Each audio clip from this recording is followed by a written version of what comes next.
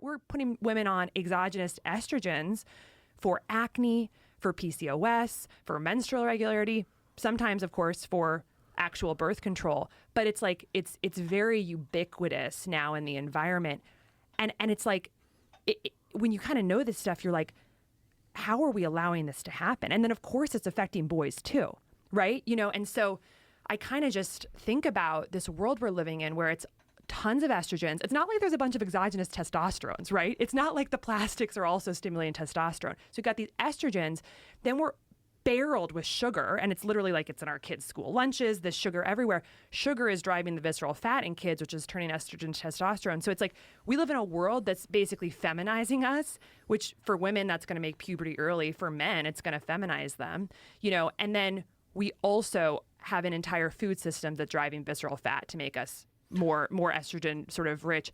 And what is this doing? I think in a lot of ways, it's depleting American vigor, right? Like we're living in this estrogen stew that's hard to get away from.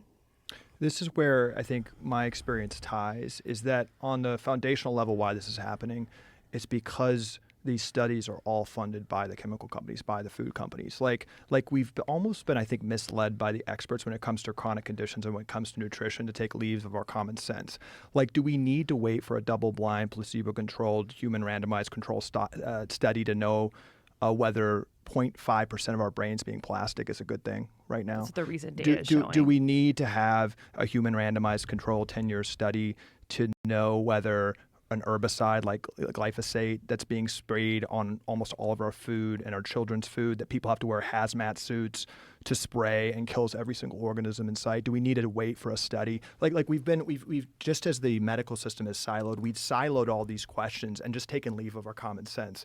Like animals in the wild, wolves in the wild are not getting like chronic rates of obesity, diabetes, metabolic dysfunction. Like we're born with an innate sense of knowing what's good for us, of knowing that the sun is good, of knowing that steak is good, that broccoli is good. We can't overeat those things. The problem is we've been lied to by the professors at Harvard, at Stanford, at Tufts Nutrition School, that I believe are essentially, from my experience, PR for the food industry and the pharmaceutical industry that accepts all these things as a given.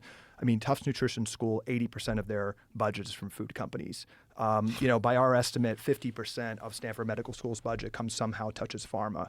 So just fundamentally, like on the grassroots, like micro level, these industries have co-opted our institution of trust and led us to believe this. And you ask why we're the only people speaking out, because we've made it that evidence-based medicine really accepts all this disease growing and happening. And 95% of medical spending right now is on disease once it's happened. It's on managing conditions. And there's no higher levels of trust in our society than the NIH, than the FDA, than Harvard Med School, than Stanford Med School. So all of them are enforcing this. And then it's really just interesting where their emphasis is. Like I was just reading the other day that California, the medical board, is checking the licenses of doctors, putting them under review if they write 5 vaccine exception notes. You literally are like on the verge of losing your license if you even go outside the orthodoxy on vaccines. But where is that level of emphasis? Where is that level of focus? Where is that level of rigor around metabolic health for kids, around nutrition for kids?